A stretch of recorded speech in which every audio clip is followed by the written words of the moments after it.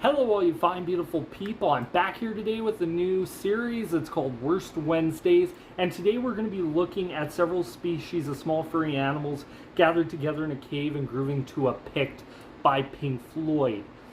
Now, the premise of this series is to take songs by bands you really enjoy and figure out what are some of their weaker songs, like songs you guys might consider their worst. One thing I will say is if you do comment in there, if you don't agree, try and be civil about it. Like, don't just go out, you're stupid, you don't know what you're talking about. I actually want kind of discussion on this. I'm not gonna say it is or isn't. I just want to look at the song, dissect it, break it down, and see maybe where they faltered on it, maybe where it could have been better. Now, as anyone who's been on my channel knows, I'm a massive Pink Floyd fan. I can make an argument, and I don't think I might be the only one. I can make an argument that the studio on this is some of the worst stuff Pink Floyd did in their entire career, which shows how high of a benchmark. Because I think after this, you go from this to Atom Heart Mother, which I think is an absolute jump for the band, a huge quantum leap. So without further ado, here it is. Several species of small furry animals gathered together in a cave and groove into a pit.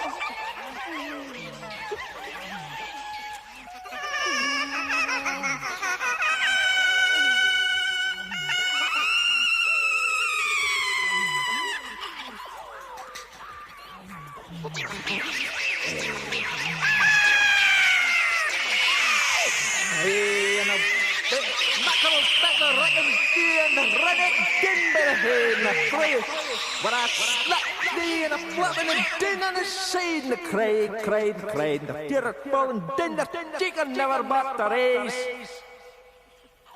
And then cried Mary and I took away a claymore and a bucket and ran down the mountain stair, took on the fiery whore that was falling around her feet.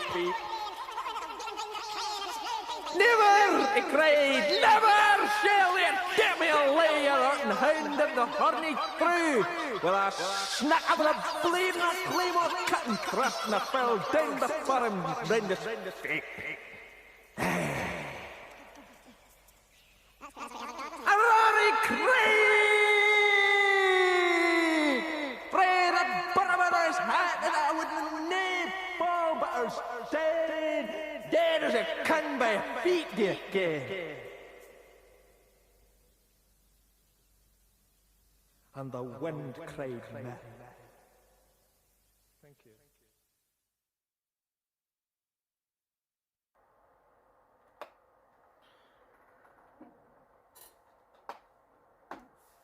So that was several species of small furry animals gathered together in a cave and grooving to a pict.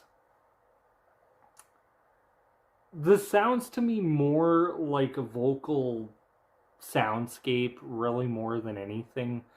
Like, there's no instruments on it. And I think that's something that I can say about pretty much a majority of this album. What plagues it is you don't get, like, let's start off with the album first. Let's start off with the whole thing. 1969. Okay, psychedelia is still pretty strong. You start, by the end of the year, you're getting progressive rock through King Crimson, through bands like the Moody Blues. You're getting that progressive nature in music. I think the idea originally was any band would look at and say, you know what, that's a strong idea. You have a live album, and then you have like a studio album where each members compose a song, but none of them really, I believe, actually cross over. Except for maybe with Nick, because I can't really see just doing drums and cymbal crashes the whole time working. That stuff I don't really remember. Narrow Way, I know majority of it is just David Gilmour. So it's kind of, it sounds great on paper, but unless the band members are playing together, it doesn't work.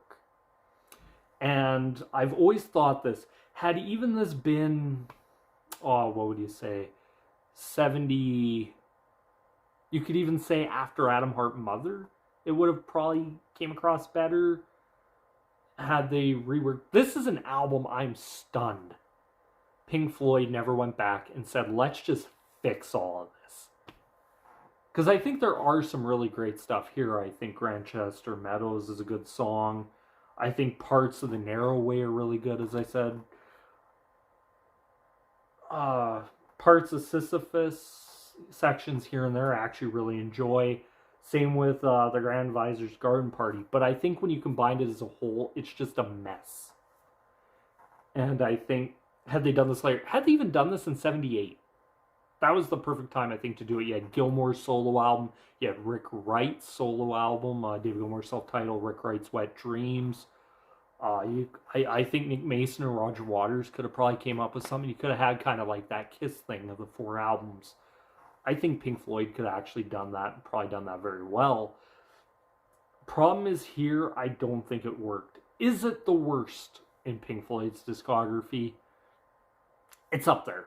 It really is up there. I think this whole section is up there, but that's just my opinion. Looking at it, as I said, in theory it works. In practice, they dropped the ball, I think, on this one. It's so stunning, because to think from here, you go a year into the future, you get Atom Heart Mother. And I will say this this is one point in music I want to make, is I think the best thing that ever happened to Pink Floyd was King Crimson's in the Court of the Crimson King. It gave so many bands direction. Kind of, you hear like Genesis's debut, you hear Yes, and they all cite it as it kind of gave them a whole new avenue to go. And Pink Floyd's one of those bands, after listening to this, it's like, thank God. Because, man, this at times is very hard on the ears. You can tell there's like animals and soundscapes, all these different things going on. To me, it's like, doesn't quite work, but I know some people that absolutely love this album and think it's the greatest thing they ever did. Which, more power to you. Now, in the comment sections, I want to actually say keep it civil. Really try and keep it civil. I'm not sure how many of these I'm going to do. I'll see actually if this one is allowed to be uploaded, because I know Pink Floyd's very hit and miss whether or not they block something or not. But I look at this whole Amagama thing because the live album, not studio, the live album is amazing to listen to. And I think had Pink Floyd just put out just a simple live album, it would have worked.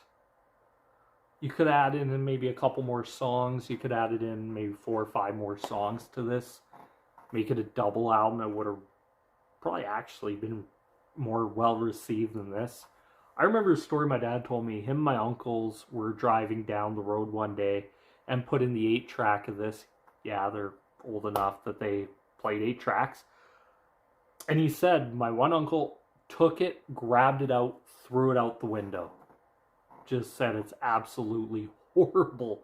My dad said that was retaliation for them throwing his Beach Boys Surfing USA out the window on him. So, hey, is what it is. But anyway, I'd like to know really, what do you guys think? Is this the worst Pink Floyd song, or is there worse than this? Please let me know down below in the comment section. Once again, thank you guys so much for watching. This is Mir signing out. Peace.